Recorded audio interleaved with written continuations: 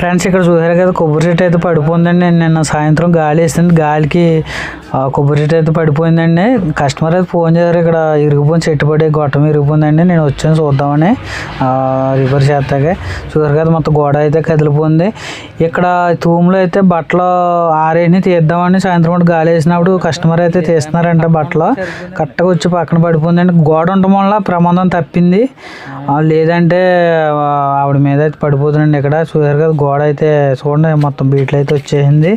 చూసారు కదా మొత్తం కదిలిపోయింది. 18 అంగుళ గోడ అండి, పెద్ద గోడ ఇది.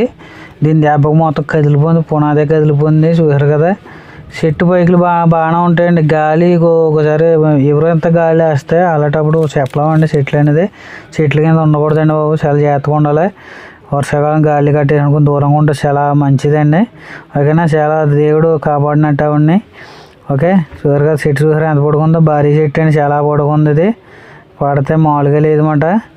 ఓకే, నేను రిపేర్ చేద్దామని వచ్చానండి. చూస్తే ఇంక ఈ విధంగా ఉంది, చాలా భయంకరంగా ఉంది. ఇది చాలా అదృష్టం. చూసారు కదా నా వెనకలైతే ఆవిడ ఉన్నారు కదా, ఆవిడ చెప్తున్నారు అన్నమాట ఏ విధంగా అయితే పడింది అన్నది. ఓకే,